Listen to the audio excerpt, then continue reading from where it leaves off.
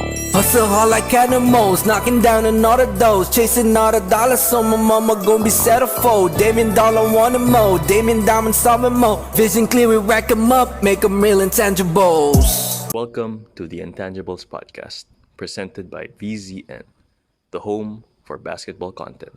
We would just want to shout out one of our sponsors for our podcast. We've partnered with Pinas Forward. So if you guys don't know Pinas Forward, basically it's a non-partisan, non-profit organization committed to enhancing democracy and promoting progressive societal advancements through digital-driven data and innovations in the Philippines. And this advocacy group strives to foster a technologically proficient, socially conscious, and morally guided Philippines through innovation grassroots strategies. And their commitment is involves creating initiatives such as eBoto, and which is a web-based digital democracy research ecosystem. And for further details, make sure to follow their programs and activities in all of their social media channels. They can be found in Instagram, Twitter, and as well as Facebook. So follow them, guys. Good morning, good afternoon, good evening, whatever time you're watching this. Welcome back to the Intangibles Podcast. I'm Matt, and today may special guest akong kasama na makakausap natin for this episode. Di ko alam kung paano i-introduce, pero siguro one of the key players to the UST Championship team. MVP, Sixth Man of the Year of the UAP, scoring champ, UAP champion, PBA All-Star. We have special guest, Mr. Dylan Ababu. Kuya, good morning, good evening. Good evening dyan sa'yo. Thank you so much for inviting, Matt. Thank you rin, Kuya, for joining me today. Medyo late. Alam ko late na dyan sa inyo. Guys, sorry may time difference kasi wala sa Pilipinas si Kuya Dylan ngayon. So, medyo may time difference kami ngayon. Pero appreciate pa rin the effort, the time that you put into joining me today, Kuya. Thank you again. Thank you. Thank you. Thank you din. Thank you, Matt. Kuya, first of all, siyempre kakamustahin muna kita dyan. How has things been siguro after all Philippine basketball? Alam ko, Kuya, may clinic. Tama ba? May clinic ka dyan, Kuya? Ayun, nagtayo ko ng sariling basketball academy rito. Parang basketball skills training, gano'n. Minsan one-on-one, minsan apat lang yung bata. Mas maganda, mas konti yung bata, mas maganda para matutukan yung individual skills. Kuya, siguro before we talk about that, na pwede natin pag-usapan mamaya, kamusta ka in general dyan, Kuya? Paano nga pala napadpad? Paano ka napadpad sa overseas? Well, kasi yung buong family ko nandito talaga sa States. Ako lang nasa Pinas. Kasi lumaki ako sa lola ko, pero nag-pass away na siya noong 2004. So basically, ako lang talaga yung nasa Pinas. Kaya lang ako nasa Pinas dahil sa basketball.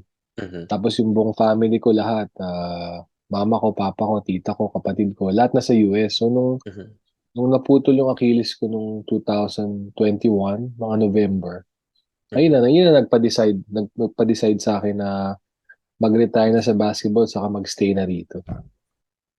Kumusta naman, Kuya, yung okay naman. Okay after naman. basketball life mo dyan? Okay naman na bali ngayon na 4 yung work ko, so sobrang busy. So hindi ako nabobore. Okay. Kasi ang daming work. Oo, Balance mo ano pa pa yun, rin, ano lang, best effort lang lagi. Sige. Oo. Okay. Sige, Kuya. Sige. Since basketball podcast naman to, dun sa mga hindi pa masyadong nakakilala kay Dylan Ababu, no? Na hindi ko alam kung bakit. Pero, Kuya, can you tell us about your background in basketball? How it all started siguro? How you got motivated to start all of this and to continue? Well, nag-start ako basketball very young age. At a very young age, mga, I believe, 6 years old, going 7. Oo. Tapos, kasi may kapitbahay kami na magaling sa barangay namin, tinuturuan niya ako, si Kuya Jun Ko. Ayan, tinuturuan niya ako mga dribble-dribble, Mm. Tapos naalala ko dati, pwede ka manalo ng bola pag bumili ka ng Milo. Milo na iniinom natin, di ba? Tapos nanalo ka ng 2 bola. So talagang parang meant to be. Mm. So, mahirap. Alam ko medyo mahirap manalo ng bola eh. Hindi lang ako sure ah. So, hanggang sa yun, Mm. laro na ako ng laro. Tapos, nung, ah, nung siguro mga grade 1 ako, sumasali na kagad ako sa athletic club namin. Puro basketball, gano'n. And then, nung grade 3 ako, nag-tryout ako dun sa elementary basketball team. Tapos, nakat ako. Hindi ako nakasama sa Okay. team. So, sobrang grade 3 ako nun eh. Sobrang sama ng loob ko nun. Mm. Talagang banas na banas ako. So, Mm. ayun, talagang nag-ano lang talaga ako. Nag-practice na ng nag-practice. Sumali sa mga liga. So, mga Mm. 9 years old data ako nun eh. Sali na ako sa mga liga-liga. Mosquito Division pa yon yung tawag. Pag Ah, mga napakabata pa. barangay-barangay. Oo. Mosquito eh, no? Mm. Ganun kabata. Oo. Tapos nung grade 4 na ako, praise God eh, nagpalit ng coach, naging si Coach Bang Tumapat. Mhm. Sinama niya ako sa team. Tapos siya na rin yung naging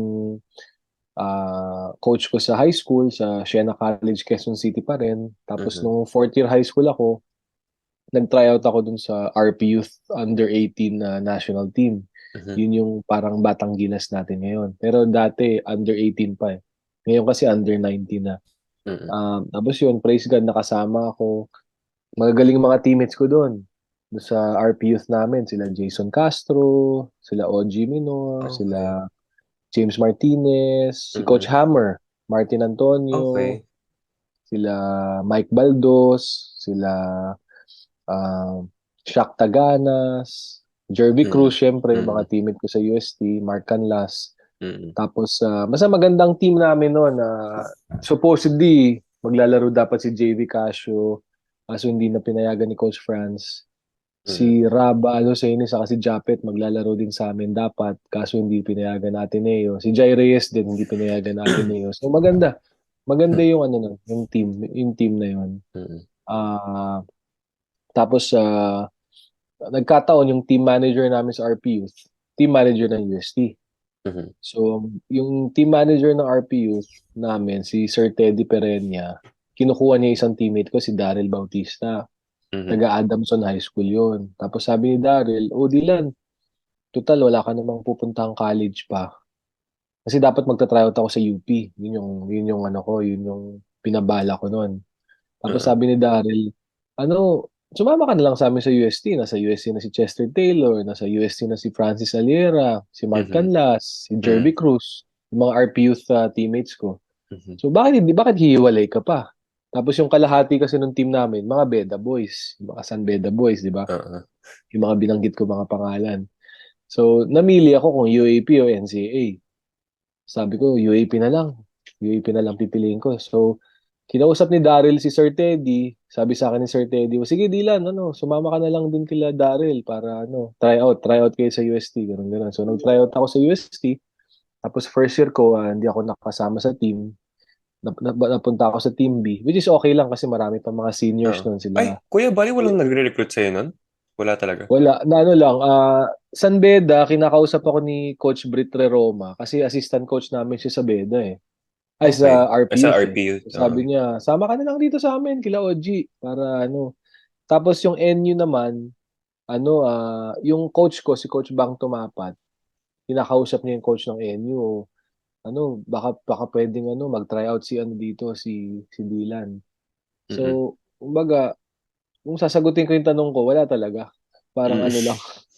Oh, parang Pura tryout. recommendation lang, parang, Oo. oo, ganoon. So, ah, ayun, okay lang din naman na hindi ako na-line up kagad sa UST kasi nag-ano pa kami noon, nag-FIBA Asia pa kami nila Jervy. Mm-mm. So, at least nakafocus kami noon. Tapos, yun nga, marami pang senior, sila Kuya Christian Luanson, sila Kuya Mikmik Sumalinog, yung, Mm. yung kuya ni Sumalinog sa Ateneo noon, Mm. nung time na yun, si Uping. Mm. Tapos nandun sila Glenn Manching, sila Warren De Guzman, Jamal Vizcara, marami pa mga seniors nun.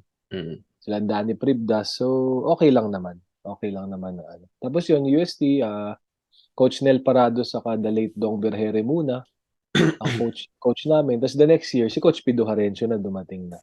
Tapos yun, praise God. Sorry, praise God, maganda yung nangyari kay Coach Pido, yung program namin. After nung praise God, nanalo sa UAP nung 2006, nakasama kami sa PBL sa Kettle Corn UST. Under RFM franchise yun, yung dating Sunkist, Mm-mm. kay Sir Elmer Yanga. And then, the next conference ng PBL, nakasama na kami sa Harbor Center, kami ng mga UST boys. Sila Mm-mm. Jobs Kuwan, Chester Taylor, June Dizon, Harbor Center yun na yung Northport ngayon sa PBA.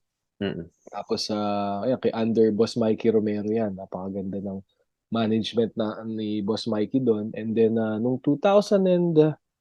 late 2008, nagkaroon ng pa-tryout sa Gilas, yung ating men's national team. Mhm. Tapos, nag-tryout ako doon. Yung praise God, nakasama.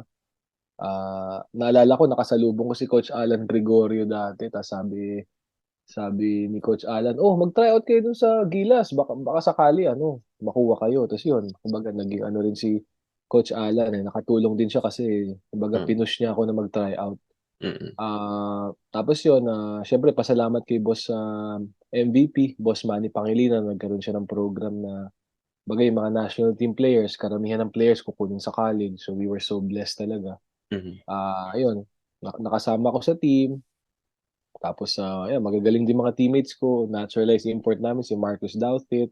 Mm-mm. Tapos si Marcio Lassiter, di ba, may award siya nakaraan bukod sa championship, yung 500 steals ba? Mm-mm. Tama.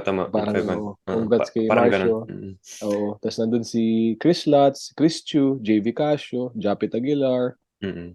Yan, sila Greg Slaughter, Aldo Tramos, Ray Guevara, RJ Hazul. Mm-mm. Ang dami namin mga teammates doon. Mark Baroka, syempre.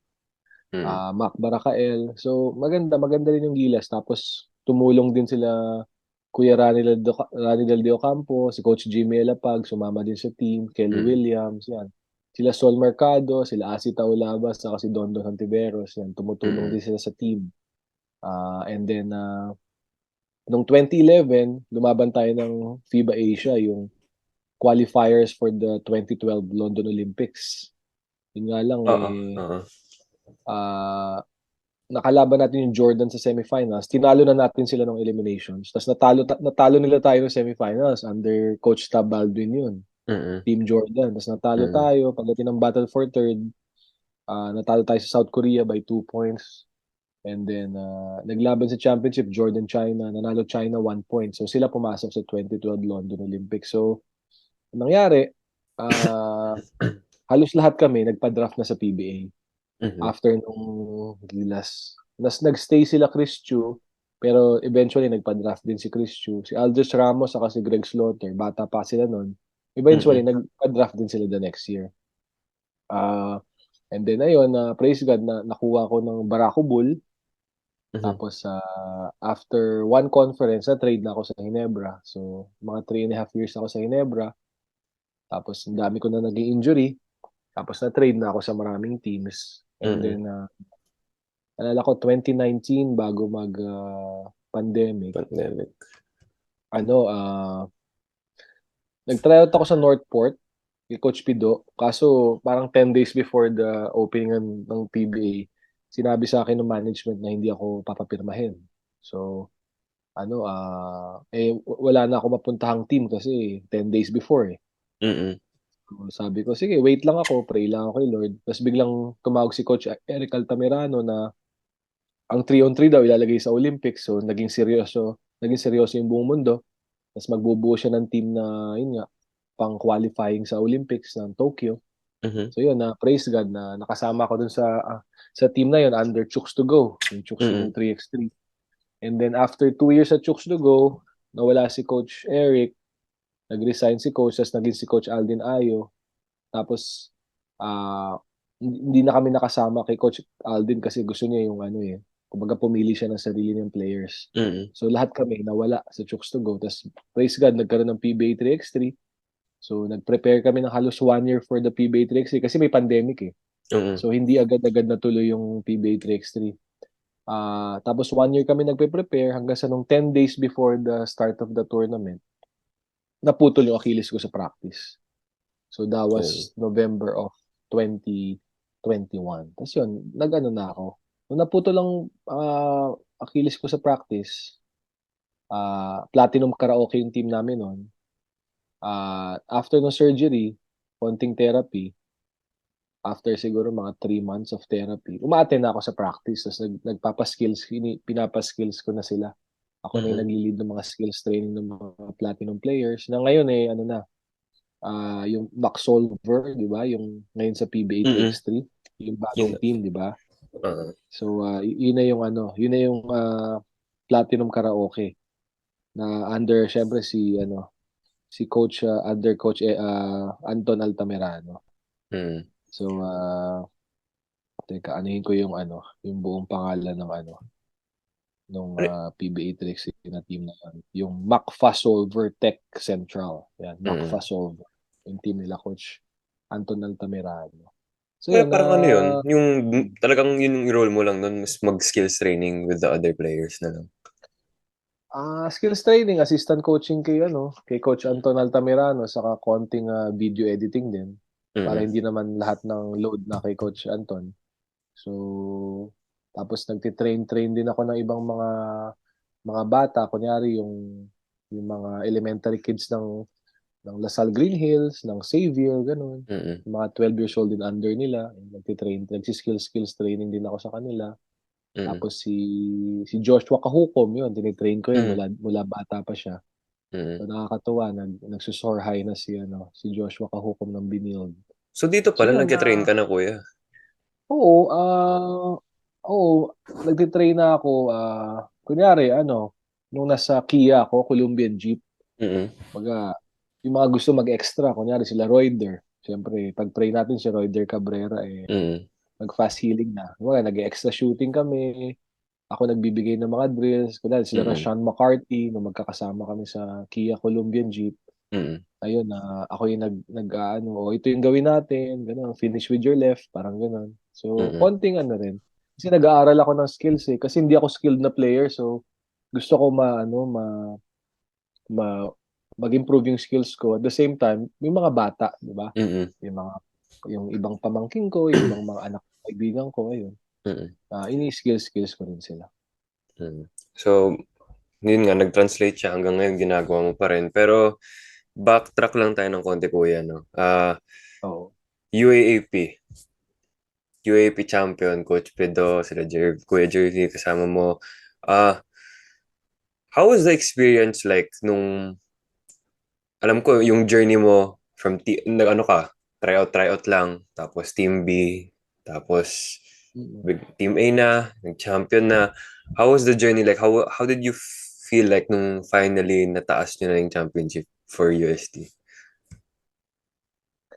Well, it was really a dream come true, and it was a Cinderella story kasi noong 2006 kulelat kami ng first round eh. Mm-mm. Nung nung team B kami sa UST, kami nila Jerby, okay naman kami noon. Kumbaga, nag-decide lang talaga yung coach na hindi kami i-line up kasi bata pa kami, marami pa mga seniors, di ba? Mm-mm. Sayang lang yung playing year namin. Mm-mm. Pero medyo nire-ready na rin kami for Team A noon. Malaki yung Mm-mm. chance. Pero pwede rin namang hindi ako ma-Team A. Mm-mm. Pero kumbaga medyo hinuhon na rin kami mag-Team A noon kasi marami ring magagaling sa amin noon. Mm-mm. Kasama yung namatay naming teammate si John Lee Apil. Mm-mm. Ano yun? 6'1" na point guard yun. So parang Chris Ross ang dating. Tapos lefty siya.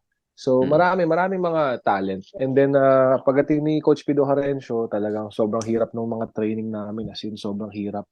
Talagang binago niya yung mindset namin. Dinala niya talaga yung never say die spirit na natutunan niya kay syempre the legendary coach Sonny Jaworski sa Ginebra, ng coach niya. So talagang very fiery si Coach Pido pero tough love eh. Father figure pagdating mo sa labas ng practice wala na. Baga sa court lang talaga, and then ayun yun, 2006, season 69, kulelat kami. Eliminations. Kasi hindi kami nanalo sa UP eh. Parang 2-5 ang. Wala yung Lasal nung year na to eh. Mm-mm. Na-suspend sila. Suspended. Oo. So 2000, so 2 and 5 ang record namin. 2 and 5 din ang record ng UP. Since natalo kami sa kanila, kami yung kulelat. Hanggang sa ayun, pagdating na second round, sobrang nagagalit si Coach Pido, bakit hindi tayo nananalo? Pero ang isang ang isang nangyari din kasi noon, karamihan ng mga players namin may sakit. Yung iba may Okay. typhoid, yung iba na-dehydrate, yung iba nagka-dengue. So hindi kami nakakompleto. Kaya Mm, lagi kami natatalo. And then nung okay. second round, finally, unti-unti na kami nakakompleto. Nakukondisyon na sila Jojo Duncil. Si Jerby lang ang hindi nagkasakit eh. Lahat kami nagkasakit. Mm-mm. Nakukondisyon na yung ibang mga players, sila Anthony Espiritu, sila Mm-mm. Japs Kuwan, June Cortez. So nakukondisyon na. Hanggang sa nung second round, isa lang talo namin sa UE lang. Mm-mm. Nung UE Kaso, game kasi, parang ano oo, lang, nung kuya, UE, parang naging Lasal kayo last season, natuloy-tuloy yung panalo, no? Parang, oo, para nag-peak at the right time. pick at the right time. Pero yung UE naman nun, kaya namin manalo doon. Ang nangyari lang, nag-decide si Coach Pido na na parang 7 player lang ang gamitin. Okay. Kasi yung iba parang medyo masama ang pakiramdam. So sabi na lang ni Coach Pido, sige, wag na lang kayo maglaro. Pahinga na lang kayo para sa next game buhos tayo. So 7 lang kami naglalaro, kaya ang hirap talaga. Ay, lakas pa ng UE. Alam mo naman, UE lagi malakas eh. Mm-mm. During Ano, those times na yun, Oo, nakalakas din. during those times, nung 2007 nga, nag 14-0 pa yan eh. So Mm-mm. malakas talaga sila noon. Bonbon Custodio, di ba? Marcy Arellano, Yep. Paul Mm. Lee, di ba? Wally. Malakas talaga Mm. sila noon. Elmer Espiritu, Mark Borboran, Kelvin Gregorio, marami. Rob Dami. Labagaya. Ano Dami. yun eh, yung team na yun, yung 12-man lineup na yun, nag-PBA lahat yun. Rudy Mm. Linganay. Ang hindi lang nag-PBA, si Toto Bandaying, hindi ko alam bakit. Saka Mm. yung isa, yung may sakit sa puso na matangkad. Hindi ko alam kung Pangalan. nag-pass away na siya eh. Sarangay. Hindi Sarangay eh. Mamaya, hanapin natin. Mm. Yung UE na, yung UE na matangkad. Mm. Pero kung lumalabas, 11 out of 12 nag-PBA, di ba? So, ganun kalakas yung team na yun. Malakas. Malakas. Tapos sa Final Four, nag-third seed pa kami. Akalain mo eh, no? Mm. Adamson ng fourth seed. So, kalaban namin yung number 2, twice to beat UE. Sinabi ko na nga Mm-hmm. yung mga players na malalakas. May Jurel Canizares pa nun. Ang lakas ng nila, team. Mm-hmm. Tapos yung Adamson, kalaban nila yung number 1, Ateneo, twice to beat. Tapos na-out yung Adamson. Tapos nanalo kami sa UE ng 2 beses. Kasi twice to beat sila eh. Kailangan namin silang talunin ng 2 beses. Tapos, yun nga, miraculously nanalo kami. First game, parang 1 point lang lamang namin. Second game, 2 points lang. Basta ganun kadikit. Mm-hmm. Ganun kadikit yung na yun. Yung laban Laban. na yun. Mm. Ayun. Tapos ayun nga, praise God, nanalo sa Ateneo. Although game 1, natalo kami dun sa 1 second shot ni Kuya Doug Kramer.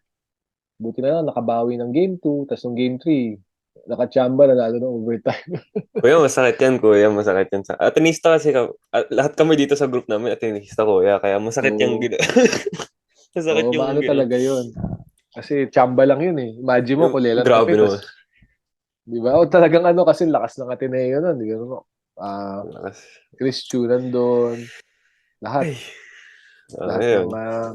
Maki Escalona. Pero after Lakas. naman nun, 2007, nanalo Lasal, di ba? Pero after nun, 5 straight na kayo. Oh, Di ba? hindi. Pagkatapos nun, masaya na ulit. Enjoy na Oo, ulit. masaya na. Enjoy na ulit kami nun. Sige, kuya. Pero, yun nga. Parang nag-MVP ka naman. 2009, kuya. Medyo, ano na yun. Ibang storya na yun. Paano yung... expect mo bang Ah, mag-MVP ka, kuya? ang mentality ko kasi, pag naglalaro ko, gusto ko lagi maka 50 points, gusto ko lagi maka 10 Mm, rebounds, gusto ko lagi maka maraming steals. Kasi yung favorite player ko si Scottie Pippen. Eh okay. kung maalala mo si Scottie noon, talagang do it all eh. Siya Oo. didepensa All sa around, all around. pinakamagaling, di ba? All Mm-mm. around talaga. So yun ang favorite. Pero syempre, lahat naman tayo, favorite natin si Jordan. Kumbaga, sabihin ko na lang, second favorite ko si Scottie Pippen. Mm. And yung team psychologist namin, si Dr. Raul Palma, bago mag-start yung season, kinausap niya ako. Kwento niya sa akin yung story ni Danny Manning, yung player ng NBA dati na parang, ewan ko, player ata siya ng Kansas. Tapos yung team niya hindi ganun kalakas compared sa, kasi nag-graduate na sila Jerby Cruz, ang dami na, Jops Kuan, lahat. Nag-graduate na lahat. Tapos si Alain Maliksi noon, alam ko na ACL siya, ACL siya ng second time, tapos nagka-dengue, so hindi talaga siya 100%. Tapos si Jerick Ting noon, ganda na nilalaro, pero syempre rookie pa lang si Jerick Ting noon. Jerick Fortuna, Tata Bautista, so, syempre magagaling na mga players yan, pero mga bata-bata pa sila noon. So kulang kami sa firepower. Si Casimir Sang talagang ganda nilaro nung season noon. So sabi ni Doc Palma sa akin, pwede mong gawin yung ginawa ni Danny Manning na kumbaga hindi ganun ka-talented yung team pero dinala niya. Hindi ko alam kung nag-champion ng Kansas noon or nag-MVP siya. Basta either sa dalawa. Either nag-champion or nag-MVP siya or both. Basta nadala niya yung team. So pwede mong gawin yun. Tapos kinausap ako ni Coach Pido nung time kasi na yun, nung start ng 2009 season, galing kami sa Gilas. Nag-start na kami ng Gilas noon eh. Kumbaga, I would say, naka 8 months na kami sa Gilas. Going to the 2009 season. Kasi nag-start nga kami 2008 and late 2008 eh. I would say October. So may mga sinalihan na kaming tournament. So going to the 2009 season, yung confidence ko mataas. Right. Kasi kinakalaban namin yung mga best players in Asia eh. Tapos kinausap ako ni Coach Pido bago mag-start. Kamusta? Kamusta ka? Sabi ko, Coach, kinakabahan ako. Kasi kinabukasan, first game namin against Adamson. Coach Leo Austria. So, Coach, kinakabahan ako. Tapos, ang sabi lang sa akin ni Coach Pido, kailangan, ilagay mo lang sa isip mo, ikaw ang pinakamagaling sa UAP. Kaya mo nga umiscore ng 50 points eh. Sinabi niya sa akin yun. So parang pumasok sa isip ko, teka, yun yung iniisip ko lagi ha. Tapos sinabi ni Coach Pido. So kumbaga, para sabihin sa'yo ng coach mo yun na kaya mo umiscore ng 50 points, ikaw pinakamagaling sa UAP. So yung kumpiyansa mo, lalo tumaas. Diba? So para bang pag tumira ka, parang yung tingin mo sa ring eh, parang batya, di ba? Laki. Malaki. Para bang kahit anong gawin mo, hindi ka papagalitan. So ganun ang naging mentality ko nung yung 2009 season, tas praise God, walang injury. Tapos yun, na isa pa sa naisip ko noon kasi mga paborito ko mga players, like all-time favorite ko si Coach Johnny Abariento sa PBA. Johnny A. Lahat sila, bago sila maging legend sa PBA, nag-MVP muna sila sa UAP. Naisip ko sila Coach Alan Caidic, Coach Pido Harencio, Coach Eric Altamirano, Benji Paras, lahat. Although si Kuya Benji hindi nag-MVP ng season pero considered na rin yun. So, karamihan ng mga magagaling. Arwin Santos, James Yap, karamihan ng mga legends sa PBA, nag-MVP muna sa UAP. Right. So sabi ko, gusto ko maging legend sa PBA. Ngayon, hindi mangyayari yun kung hindi ako mag-MVP sa UAP. So yun yung nilalagay ko sa isip ko nung time na yun. Okay.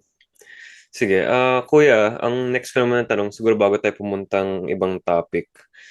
Sa UAAP, sino ang siguro paborito mong kalaban? Player. Kumbaga pag nakita mo sila parang game time na tayo. Kailangan 100%. O yung kumbaga kahit dalawa talaga yung nagbabanggaan, kahit dalawa talaga yung naglalabanan, sino yung ganun mo? Sino yung rival mo? Kumbaga, makikita mo. Rival? Ang hirap ng tanong mo. Actually, yung rival ko wala sa UAP eh. Sino to? Ang rival ko, kasi teammate ko siya sa RP Youth under 18. Tapos nung pagdating ko ng college, niloloko ko ng team captain namin si Alan Evangelista. Na pag nagharap kami, lalampasuin niya ako. Wala pa. Alam mo kung sino to? Sino to? ang para sa akin, ang pinaka-rival ko na kapag nakakalaban ko siya, binibigay ko yung 100% ko. Although nagkakalaban lang kami pag Champions League o kaya home and away, Father Martin. Si OG Minor, teammate ko, San Beda. Yung team. Okay. San Beda pala. San Beda Yun nanggagaling. talaga. Yun talaga yung parang pag Okay. nakita ko si OG. Siyempre, ano kami, magkaibigan kami noon. Pero pag nakita ko si OG, talagang 200% Oo. talaga. Ba- Sa bakit kuya? UAP, May ano ba? May something ba? Bakit kailangan bakit hindi siya? naman. More of ano lang. Parang More of ano, challenge lang kasi challenge. Mm. si OG ang MVP namin nung ano eh. Mm. MVP nung batch namin sa RP Youth eh. Mm. Parang para sa akin, gusto ko maging pinaka-best dun sa batch namin. Although syempre kay Kuya Jason Castro na yun, Oo.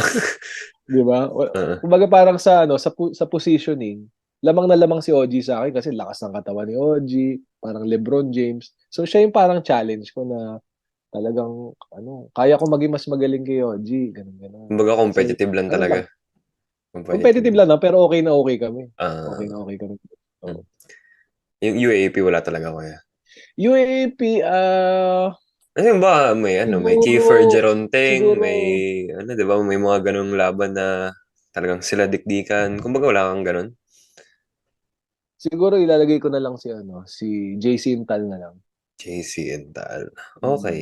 JC na lang. Kasi si JC ang premier, nun eh, ah, wingman nun eh. Premier Mm. small forward na talagang grabe si JC. Lahat dinadakdakan. Mm. Iba iba Sobrang athletic. mm. Oo. Well, ayun. Sige kuya. Well, moving on siguro, uh, when you talk about the PBA, first of all, nalaman natin yung journey mo kanina, 'di ba? Parang ang dami mo na rin pinagdaanan na as a basketball player. Pero hearing your name in the PBA draft, how does it feel? Well, ano yun, another dream come true yun. Baga, it only shows that God is faithful, for those who really put on the work. Mm. Talagang lahat ng sinasabi sa Bible na kapag you just put your mind into it, you put work, 'di ba? Don't be lazy. Mm. Tapos talagang nanalig ka kay Lord, most probably ay ibibigay niya sa iyo 'yun. Kasi Mm. syempre depende pa rin sa will ni Lord eh, kung gusto niya mag-PBA ka or hindi. Pero 'yun, sobrang ko nun, thankful kay Lord, sobrang nag-flashback yung lahat ng mga mga hard work ko, lahat ng mga miseries ko, yung mga struggles ko, Mm. lalo pag natatalo, ganun, ganun. Hard loser kasi ako dati. Pag natalo, talagang grabe. Sama ng Mm. loob ko, mga 1 linggo. Ganun. Okay. So, Oo. oo. So, ganun ako noon. So, yun nga, nung nag-PBA na talagang totoo pala, no? Kapag may tiyaga, may nilaga, or yung mga Mm. kasabihan ng mga elderly, di ba? Totoo pala, talagang panagsakripisyo ka eh. Kumbaga, may aanihin ka. Laging sinasabi ng team captain Oo. namin, ah, si Alan Evangelista sa UST, talagang aanihin nyo yan, aanihin nyo yan. And napakita mo naman kuya, nag-ano ka pa, nag-all-star ka pa nun. Pero aside from, you know, being part of the all-rookie team, being a PBA all-star, sa totoo lang kuya, did you really expect na ganito yung magiging PBA journey mo? I would say, yes. I would say yes. Kasi, nung 2009, as part of the Smart Gilas national team, isinali na kami sa PBA. 2010, isinali ulit kami sa PBA. 2011, isinali ulit kami sa PBA. So, 1-1 conference lang yun. Mm. So, yun pa lang, kumbaga, nag-gauge ko na yung competition Mm. na, ganito pala sa PBA para, kumbaga, mag-flourish yung career mo. Ganito yung dapat mong gawin, malakas ang katawan mo, shooter ka, Mm. 'di ba? Relax ka, hindi ka masyadong natataranta. So, Mm. nakita ko yung timing kung paano Mm. nilalaro ang PBA. So, Mm. nakatulong yun. Yun nga lang, hanggang ngayon, mystery book kasi yun. Mystery book pa rin kasi after ng rookie year ko, after ng All-Star, after ng lahat, uh, going to my second year, na-pulled hamstring ako bago mag-start. 10 day, alam ko 10 days na naman yun. Puro 10 days no? Alam Mm. ko 10 days na naman yung bago mag-start yung season. Na pulled hamstring ako. May tune-up kami nun eh. Kalaban namin Air 21. Binabantayan ko si Kuya Renren Ritualo. Pag iwas ko sa screen, nagulat ako na pull yung hamstring ko. Tapos 1 month akong wala. Mm. Pagkabalik ko, naglaro ako kalaban Alaska. Tapos si Coach Shot Tangkinsen ang coach namin sa sa Ginebra. Mm. Parang sumasakit yung tuhod ko after ng game. Tapos hindi ako nag-practice ng 2 days. On the third Mm. day, nag-practice na ako. Third and fourth. Tapos naglaro na ako nung weekend. Tapos kalaban Mm. namin San Mig Coffee. Puro Grand Slam sila noon. Sila James Yap, Coach Tim, PJ Simon, Pingris, Mm. Mark Maroka. So yun, first quarter pa lang, pag-atake ko, pag-land ko, nag-pop yung tuhod ko. Nakarinig akong dalawang pop. Pagtingin sa MRI, putol yung ACL ko saka MCL ko. Parang kay Derrick Rose. Tapos, 8 months akong wala. Pagbalik ko, napunit naman yung meniscus ko. Puro Tapos, injury na. injury na. Tapos, opera na naman ako.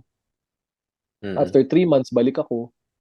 Tapos, may another surgery na naman ako. Tapos, basta tuloy-tuloy na yung injury. So, kumbaga, mystery book pa rin sa akin na kung hindi ako na-injury ng marami nung second season ko, malaking kaibahan ng magiging career ko sa PBA kasi hindi ko na-maximize yung ko eh. Yung tingin kong kaya kong gawin dun o kaya kong itulong sa mga teams ko. Are there any regrets, kuya, or no naman? Wala namang regrets kasi talagang I really put everything on the floor. Talagang binigay ko lahat. Yun Mm. nga lang, naiisip ko rin yun, ano kaya nangyari? Kasi ang ka-trade ko si Scottie Thompson eh. Naku Kasi po. nung Naku. lagi na akong lagi na akong na-injury. Sabi sa akin ni Boss Al, o Dylan, Boss Al Francis Chua, o Dylan, medyo alam mo na, lagi kang injured, hindi maganda sa team. Syempre, na ano rin si Boss Ramon Ang na natatabangan din. Mm. I-trade ko kay ni James Forrester sa Red Bull. Ang kapalit nyo, fourth pick. Fourth pick. So, inisip ko, sino kaya yung magiging fourth pick? Never pumasok si Scottie Thompson. Naisip ko baka si Newsome o si Parks kung magpapadraft. Mm. Pero nakita ko na si Scottie. Hindi ko alam na pangalan pala niya Scottie Thompson. Kasi pag nakita mo pag pinakinggan mo yung Scottie Thompson, hanapin mo Phil-Am, di ba? Parang Diba? ganun. Okay, Kasi parang gets naglalaro siya naman. sa Happy noon eh. Tama. Mm. Naglalaro siya sa Happy noon, Happy D-League. Sila Parks. Mm. So, nakikita ko siya masipag na bata, nakikinig sa coach, simple Mm. lang, hindi mayabang. Hindi ko alam ng pangalan pala niya, Scottie Thompson. Mm. Tapos pagdating nung fourth pick, traded. Fourth pick of Barako Bull will be traded to Ginebra for Dylan Ababo and James Forrester. Pagtingin ko Scottie Thompson, siya pala yung nakikita ko na siya pala Mm. yung NCAA MVP. Mm. So, Kaya, kasi, oo. kuya, ano naman, at least, speaking of your talent yun, excuse me, kasi, biruin mo, na-trade ka ngayon para sa isang Scottie Thompson. Ibig sabihin, pantay lang, pantay lang. MVP. Pantay lang. Mas magaling yung bata, mas magaling yung bata. Pero alam mo yun, yung what ifs. What ifs Mm. na pwedeng kami magkasama ni Scottie, di ba? Pwedeng Mm. ganun eh. Mm. Di ba? O kaya pwedeng mas maganda yung naging career ko. So, hindi mo masabi. Pero syempre, happy tayo kay Scottie. Napakabait na bata, napaka-humble. Mm. Sige, kuya. After, siguro PBA, ito na, yung PBA 3x3 nga, kwento mo kanina, na-injure, ganyan. And then, you moved back there. You moved there.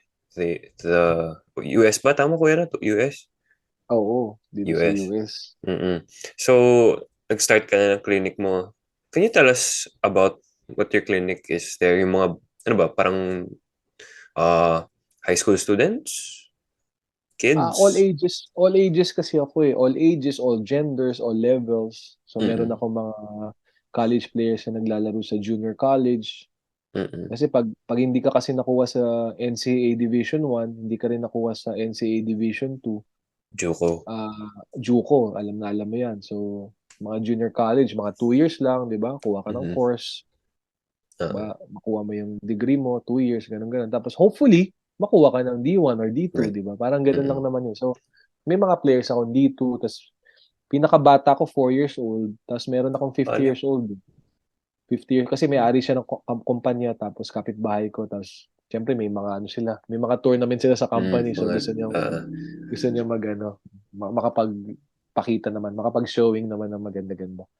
So all ages naman, wala akong pinipili, 'di ba? Any level. Tungkol naman sa Skills Academy, ang gusto ko talaga maging businessman dati. Habang mhm, naglalaro ako basketball, maging businessman ako para magkaroon ako enough money, extra money, para marami ako matulungan. mhm, Eh ngayon, may naging coach ako na sobrang galing sa skills. As in, talagang kung pwedeng gamitin yung idol talaga. mhm, Talagang hangang-hanga ako. So, kilalang-kilala niyo yun. Siya yung assistant coach trainer ng Hinebra na head coach ng PBA 3x3. Si Coach ah, Kirk Collier. oo, So, sobrang galing nun as in, ibang klase. okay, 2006, in-enroll kami ni Coach Pidu sa plyometrics niya. Yung mhm, pampataas tumalon, pampalakas ng legs. Tapos iba siya eh. Iba siya magturo. Kasi ano siya eh, Christian din siya eh. Pero talagang iba siya magturo. Tapos hanggang si Coach John Aquino nun, si House of Pain, mhm, assistant niya nun. Hanggang sa nung iniwanan na ni Coach Kirk yung plyometrics, si Coach John Aquino na nagtuloy. mhm, Pumunta siya sa Korea, tapos nag-head coach siya ng women's national team ata. mhm, Tapos balik siya ng Pilipinas para sa Inebra. So mhm, nakasama ko siya sa Inebra. Pero kung maalala mo yung mga Red Bull days ni Coach Yeng Giao, si Coach Kirk na yung trainer Coach assistant Kirk, coach niya. oo, Yung glory days ng Red Bull dati, 'di ba? Willie Miller, Cyrus, mhm, Pinisi, Davon Harp, Dorian Peña, lakas ng ano nila nun, Red mhm, Bull nila ng team. Lordy Tugade, Junti Valenzuela. mhm, So, kasi nandun na si Coach Kirk noon. mhm, So, talagang lagi ako nakikinig, tas lagi kong sinasabi, Coach, gusto ko maging kagaya mo in the future. Galing, sobrang galing niya and magturo. So, yung pagiging businessman, syempre, ano pa rin naman yan. Buhay pa rin naman yan. mhm, Pero sabi ko, kung ano yung tinuro ni Coach Kirk sa akin. Kasi ang tawag ko doon, my hero eh. Kasi hero ko talaga yun si Coach Kirk. mhm, Naka-recover ako sa mga injuries ko dahil sa kanya eh. Yung mga mhm, hip activation, hip strengthening, yung glutes nga, di ba? mhm, So kung paano tinouch ni Coach Kirk yung heart ko, kung paano niya itinuro, sabi ko, gusto ko rin gawin sa ibang mga bata yon. Siyempre, marami rin kami mga natutunan na skills kila Coach Pido Harencio, mga skills na galing kila Coach Anton Altamirano, Coach Eric Altamirano. So ano na, sum total na. mhm. Mm.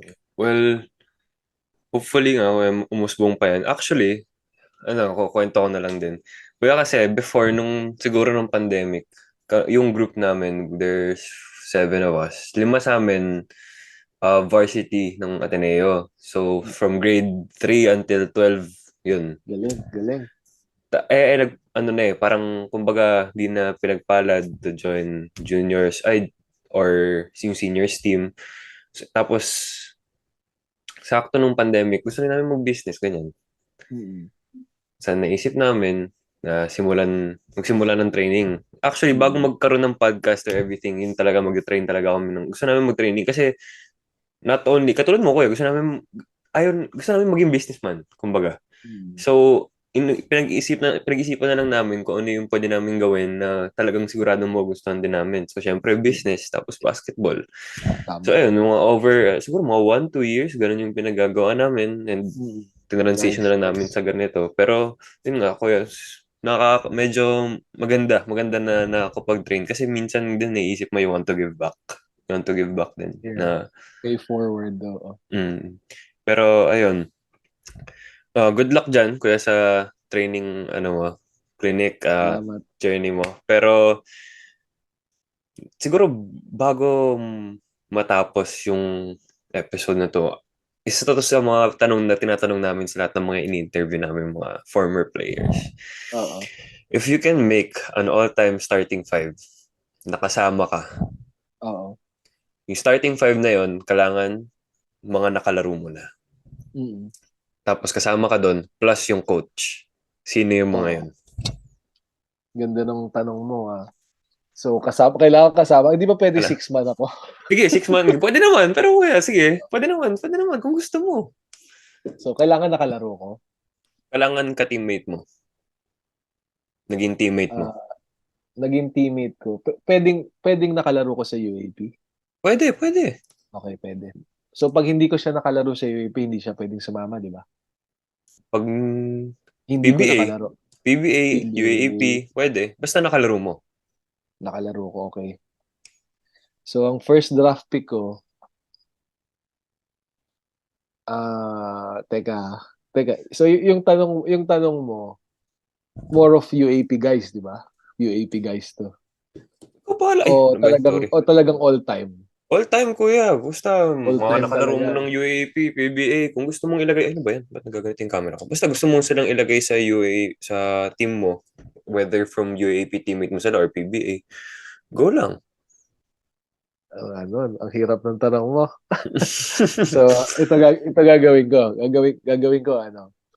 Gagawin ko, muna. UAP muna. Okay lang, UAP muna. Sige lang, kuya. Sige lang. No problem. UAP ko, first pick ko, Joseph Yo.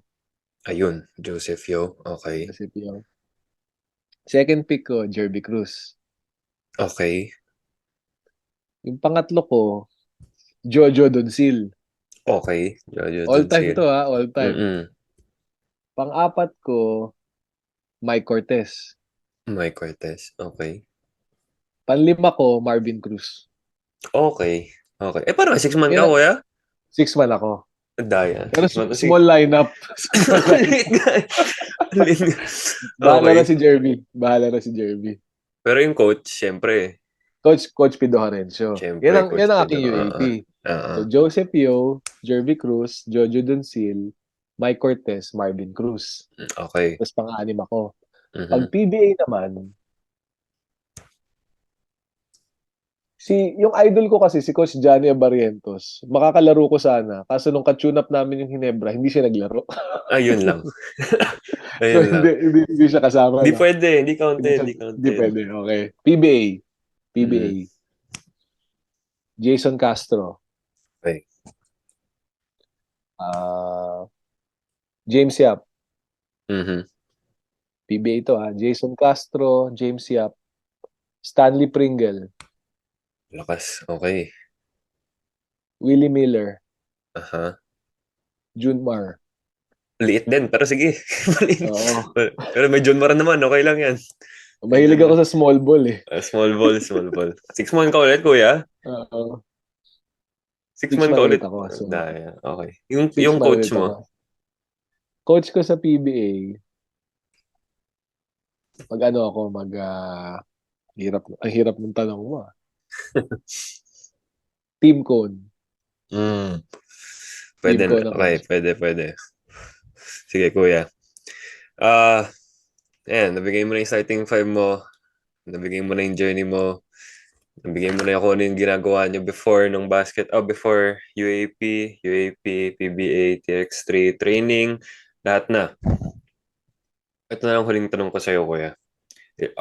Is there any advice you can give to aspiring hoopers or even yung mga nagbabasketball, hindi natuloy, gustong bumalik, anything, aspiring hoopers, may mabibigay ka bang advice sa kanila to continue and about your journey, whatever?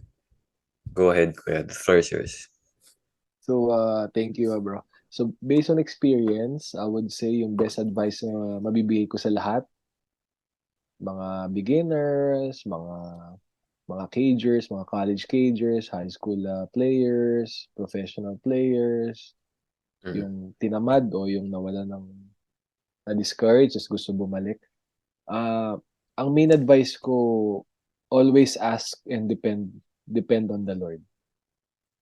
So, lagi natin nakakalimutan yun eh. May Bible verse sa Bible, yung Matthew 6:33. Matthew chapter 6 verse 33. Seek first the kingdom of God and His righteousness, and all the things you need shall be given to you.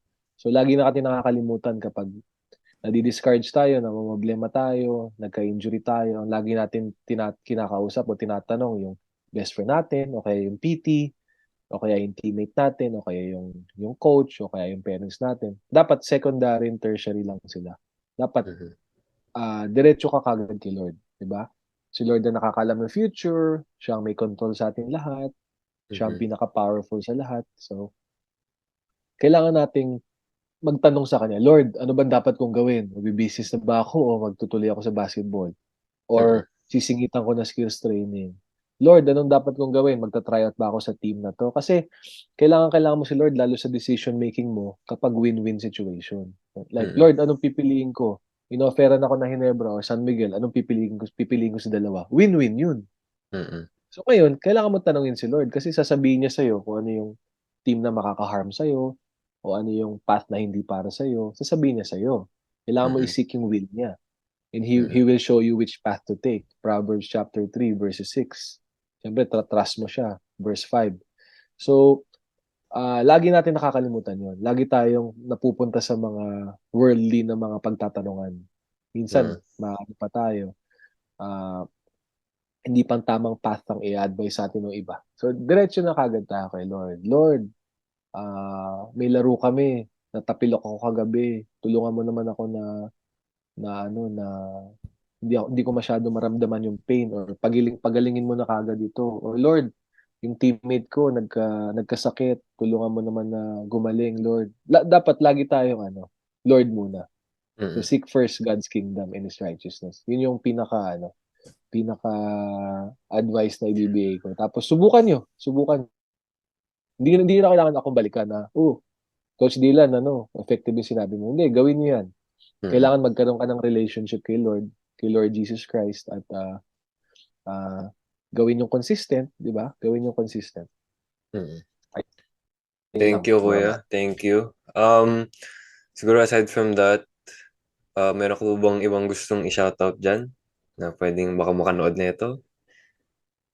Baka dami natin masya-shoutout. Siyempre, Sige lang, yung Kuya. tatay ko, si Coach Bang Tumapat. Ayan, yan ang Mm-mm. talagang tumayong tatay ko sa Pilipinas. Siyempre, Coach Pido Harencio.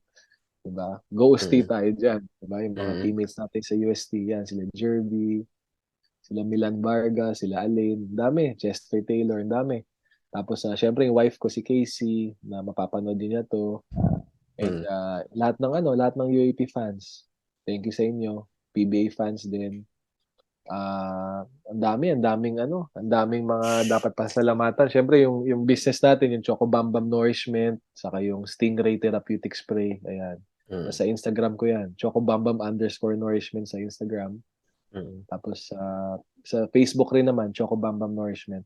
Tapos yung Mm-mm. Stingray Therapeutic Spray, nandun din sa social media yan. Yung Coach Dila na Babu Basketball, nasa rin yan, Instagram and Facebook. Tapos, Ayun. nagpo-post ako ng mga home workout doon. So, try nyo lang gawin sa bahay. Mga home Mm-mm. workouts. Try ko mag-post as much as possible. Ayun. Ang daming mga, sila Miss Graffilo, Miss Jenny, sila Tita Lynn Farinas, Fabius, yan. Tita Lynn Farinas, Fabius, yan. Sila Ate Faye, sila Katrina, ang dami. Sila Kasim, ang dami. Yung mga taga Frisco Boys. Sila Kuya Jerry, sila Ate Malu, sila Mokon. Kung hindi ko kayo nabanggit alam nyo na gusto ko kayong banggitin. Hindi ko lang Ayun. maalala. Masyadong Sa marami, masyadong dami. marami. Oo. Masyado marami. Siena College, Quezon City. Ayan. Thank you, bro. Ayan. Ayan. Sige. Kuya, first of all, thank you. Thank you for sharing your story with me and to whoever was watching. Thank you for taking the time. I really appreciate it. We really appreciate it sa team namin. And hopefully, we wish you well. No? We wish you well sa future endeavors mo. And good luck dyan sa clinic na ginagawa mo dyan sa US. But aside from that, thank you guys for watching. Hopefully, you guys enjoyed Kuya Dylan's story and his journey. And syempre, sana may natutunan din kayo sa mga sinasabi niya. Yeah, that's it. So, thank you guys for watching. Hope you had fun. Thank you, Kuya Dylan. Peace out. God bless. Stay safe, y'all.